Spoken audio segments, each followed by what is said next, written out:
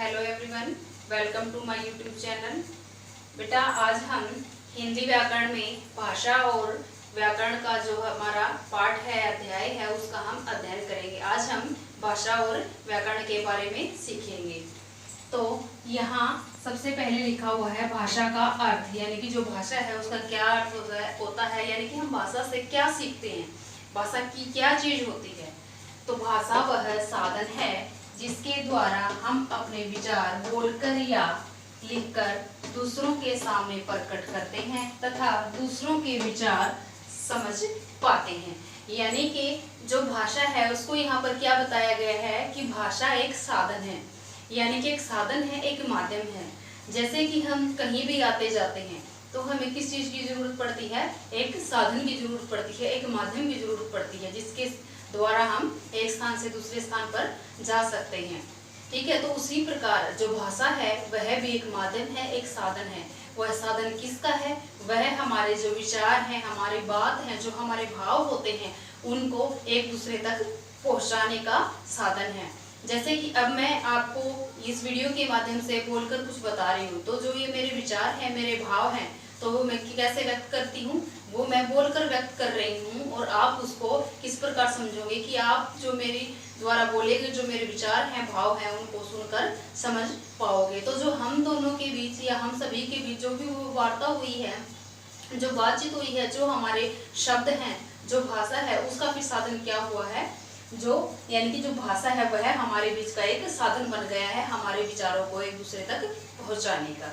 तो जो भाषा है वह एक साधन है हमारे विचारों को आदान प्रदान करने का। ठीक है, तो जो भाषा है उसको हम लिखकर भी प्रकट कर सकते हैं, बोलकर भी प्रकट कर सकते हैं, और हम संकेत के द्वारा यानी इशारे से भी हम उसको प्रकट कर सकते हैं। लेकिन कई बार क्या होता है, हम लिखे हुए को भी समझ जाते हैं, बोले हुए को भी समझ जाते हैं, लेकिन संकेत के द्वारा हम उस चीज को कंप्लीट या पूर्ण रूप से हम उस चीज को नहीं समझ पाते हैं।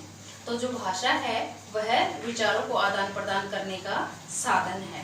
ठीक है, आप सभी को समझ में आ गया होगा कि भाषा क्या है, यानी कि जो हम आपस में बातचीत कर रहे हैं उनको समझने और समझाने का एक साधन है, माध्यम है। इसके बाद चलते हैं हम भाषा के भेद। भाषा के कितने भेद होते हैं? भाषा के मुख्य 3 भेद होते हैं।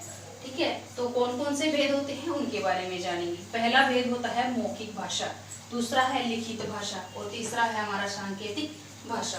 अब हम जान लेते हैं कि जो लिखित भाषा होती है वो क्या होती है, मौखिक भाषा होती है वो क्या होती है, और सांकेतिक क्या होती है।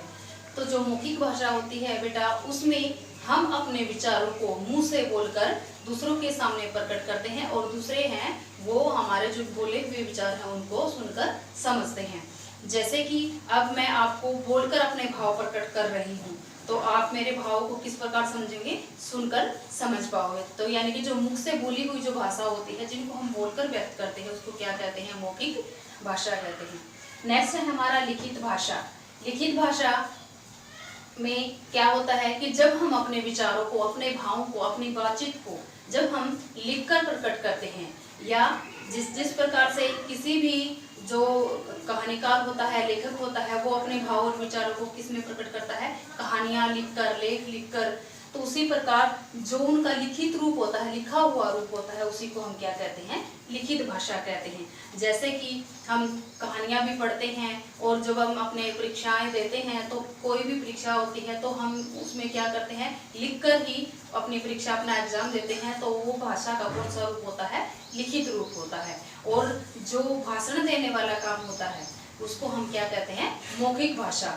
जैसे अब हमारा ये जो 19 कोविड की बीमारी चली हुई है, इसमें जो प्रधानमंत्री कई बार भाषण देते हैं, क्या वो हमें रिटर्न में देते हैं? यानी कि वो हमें लिखित रूप में नहीं देते, वो हमें अपने भावों को बोलकर बताते हैं। तो वहाँ भाषा का वो कौन सा रूप यूज करते हैं?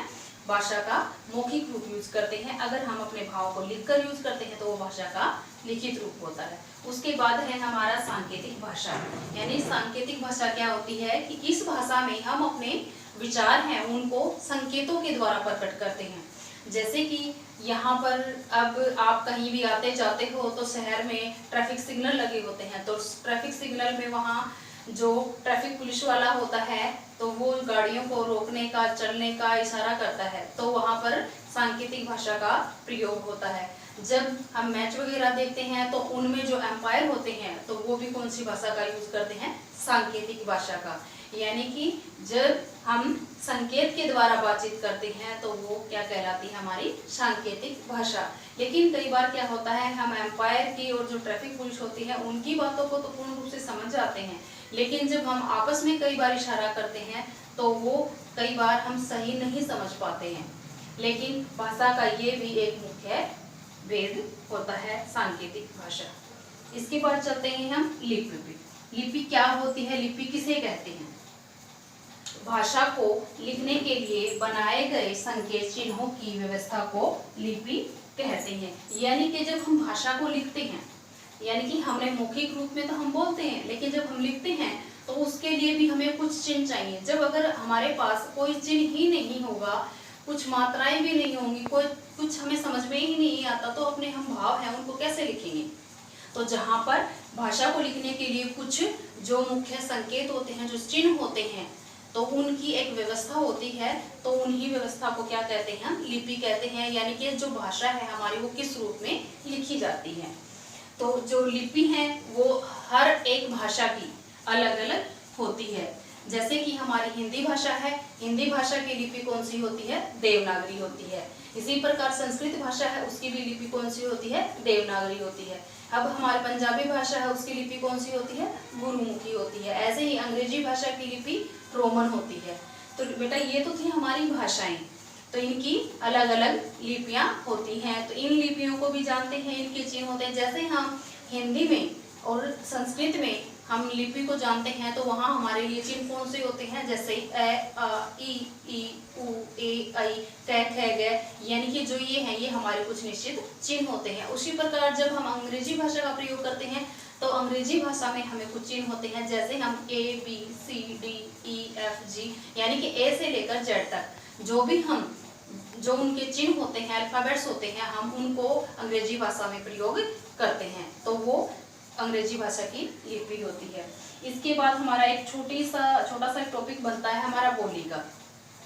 बोली और जो भाषा होती है उसमें थोड़ा सा फर्क होता है बेटा। जो बोली होती है वो एक किसी सीमित क्षेत्र के अंदर बोली जाती है, और जो भाषा होती है वो हमारी एक विस्तृत क्षेत्र के अंदर बोली जाती है। सीमित क्षेत्र का मतलब होता है यानी एक छोटे से इलाके में बोली जाने, कुछ ही विशेष लोगों के द्वारा बोली जाती है।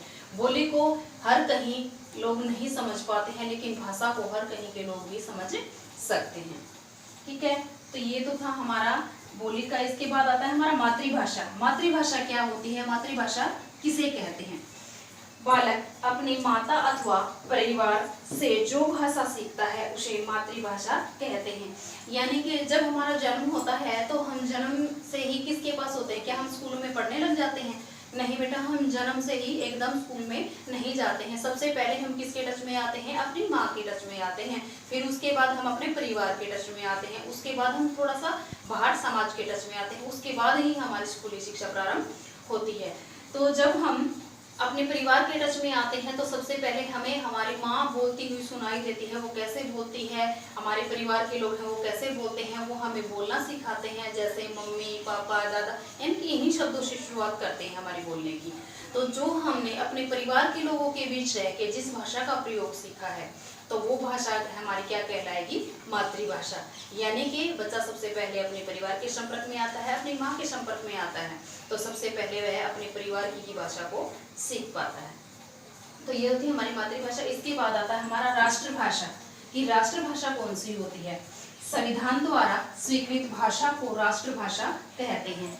यानी कि जैसे कि हमारी जो संविधान से स्वीकृत भाषाएं हैं वो कितनी हैं? 22 भाषाएं हैं। यानी कि हमारा जो संविधान है उसमें 22 भाषाओं को मान्यता मिली हुई है। यानी कि उन भाषाओं को हम हमारे देश में कहीं भी प्रयोग कर सकते हैं। तो जिसको संविधान से अनुमति मिल जाती है, जिसको संविधान ने अपना लिया होता है, तो हम उन्हीं भाषाओं को राष्ट्रभाषा कहते हैं। लेकिन जो हमारी हिंदी भाषा है वो हमारे देश की प्रमुख हमारी जो है राष्ट्रभाषा है। तो इसके बाद चलते हैं, हमारा जो नेक्स्ट टॉपिक है वो है व्याकरण। व्याकरण किसे कहते हैं? व्याकरण किसे कहते हैं? व्याकरण क्या होता है? सबसे पहले हमें ये समझना होता है कि व्याकरण वह शास्त्र है, यानी व्याकरण को यहाँ पर क्या माना गया है?